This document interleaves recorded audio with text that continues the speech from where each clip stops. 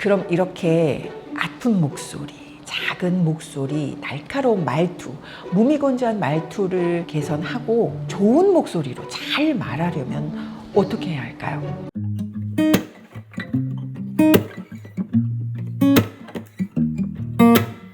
안녕하세요. 들리나연의 김나연입니다. 말을 많이 하거나 힘줘서 말하면 목이 아프고 쉰 목소리가 나나요? 목소리가 작아서 답답한 마음에 좀 시원하게 소리내고 싶으시죠? 발표나 PT 할 때 명료하고 전달력 있게 말하고 싶은데 방법을 모르시겠다고요?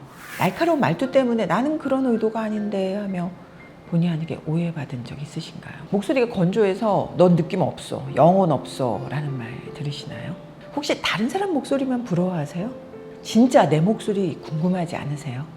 일반인 말고도 의외로 성우나 쇼호스트, 아나운서처럼 전문 직업에 종사하는 사람들도 목이 많이 손상돼서 아예 쉰 목소리로 변형이 일어나서 꽤 고생하는 분도 있습니다. 저도 오래전에 무리하게 목에 힘줘서 예쁜 척하고 소리를 내다가 아예 성대에 문제가 생겨서 한 달 이상 녹음할 수 없는 상황도 됐었어요. 그럼 이렇게 아픈 목소리, 작은 목소리, 날카로운 말투, 무미건조한 말투를 개선하고 좋은 목소리로 잘 말하려면 어떻게 해야 할까요? 목소리에 코어 근육을 만들어야 합니다. 코어 근육은 여러분도 아시다시피 우리 몸의 중심인 척추, 골반, 복부를 지탱하는 근육인데요. 사실 이 기초 공사가 정말 힘듭니다. 근데요, 이 코어가 강해지면 올바른 자세를 만들고 건강하고 매력적인 몸이 되잖아요. 말하기도 마찬가지입니다.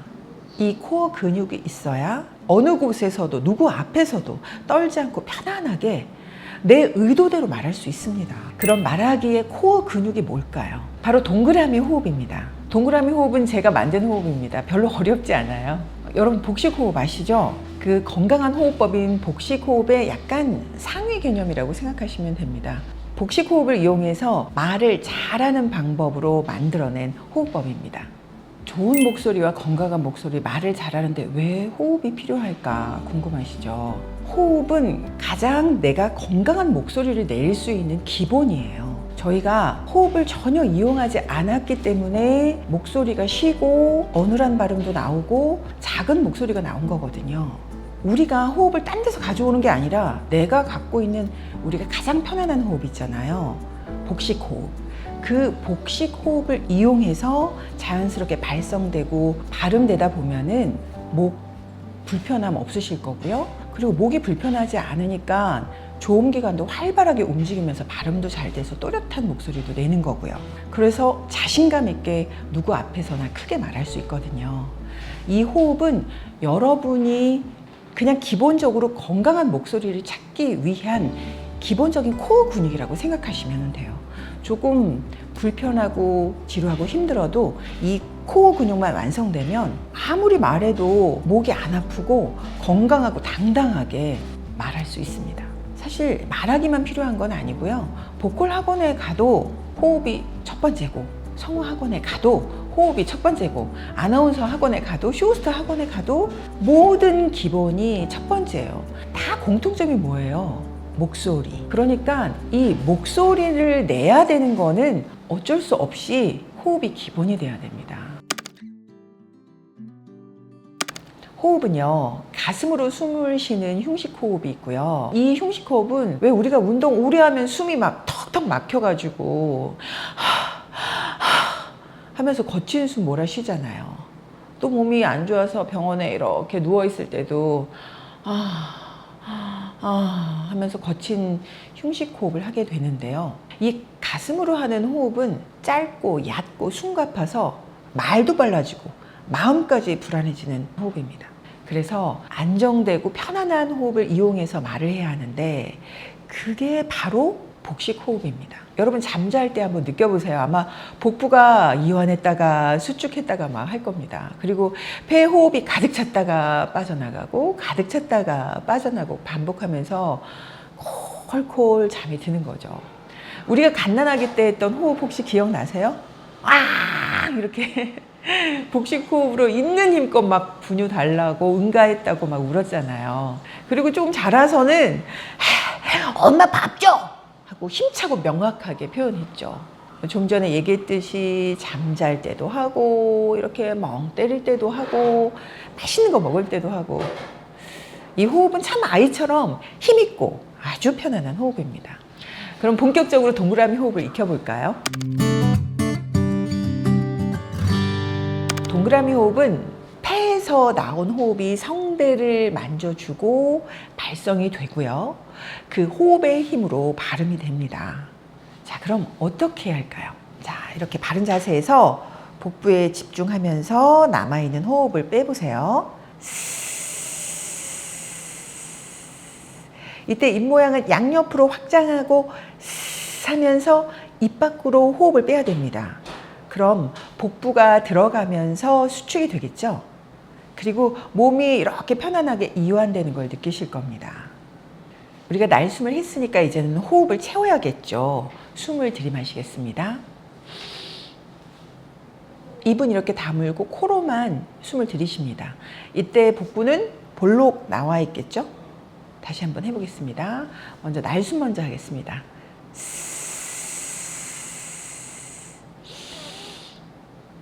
들숨, 그리고 날숨.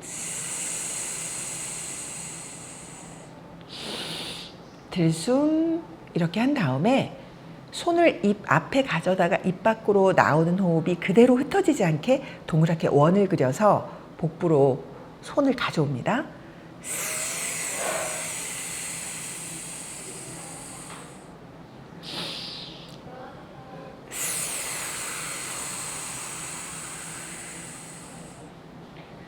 네, 이렇게 반복적으로 내가 익숙해질 때까지 연습합니다.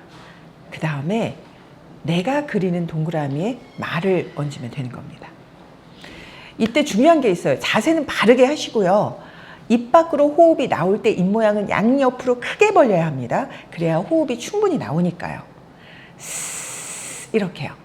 그리고 입 밖으로 나오는 호흡은 일정한 양과 속도를 유지해야 됩니다. 호흡을 쥐어짜듯이 너무 힘들게 뱉거나 속도가 빨랐다, 느렸다, 들쭉날쭉 하시면 안 되고요. 바른 자세로 일정한 동그라미를 반복적으로 그립니다. 그래야 내 호흡의 리듬이 익숙해지면서 안정됩니다. 이렇게 익숙해진 동그라미 호흡에 말을 살포시 얹어서 말하면 됩니다. 그럼 목도 아프지 않고 편안한 중저음으로 또렷하고 부드럽게 말할 수 있게 됩니다. 저하고 함께 해볼까요? 자, 먼저 하고 그 다음에 들숨, 손을 입 앞으로 가져와서 안녕하세요, 김나연입니다.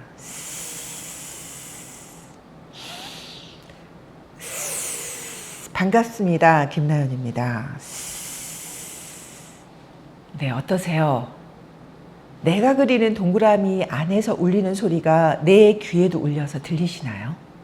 그럼 동그라미 호흡을 아주 잘하신 겁니다. 목도 덜 아프실 거고 건조한 목소리도 촉촉하고 볼륨감이 생겨서 듣기 편할 겁니다. 말은요, 무의식적으로 툭 순간적으로 나오게 됩니다. 근데 음절을 내뱉는 순간 발성, 발음, 호흡을 다 신경 쓸 수는 없습니다. 발성에 신경 쓰면 발음이 꼬이고 발음에 신경 쓰다 보면 호흡이 막혀요. 이 모든 것을 단번에 해결하는 것이 바로 동그라미 호흡입니다. 동그라미 호흡은요, 나로부터 출발한 호흡이 동그라미를 그리며 나에게 다시 오고 다시 출발하고 또 돌아오고를 반복하다 보면은 내가 그리는 동그라미가 일정하게 만들어지고 내 목소리는 그 속에서 편안하게 울려서 나옵니다. 이렇게 동그라미 호흡이 단단한 나의 코어 근육이 돼서 건강한 목소리가 나오게 되는 거죠. 오늘은 이렇게 말하기의 코어 근육인 동그라미 호흡을 배우셨으니까 다음 시간에는 말을 잘하기 위해서 혼자서 어떻게 훈련하면 되는지 그 방법을 알려드리겠습니다. 그럼 다음 시간에 뵙겠습니다. 안녕.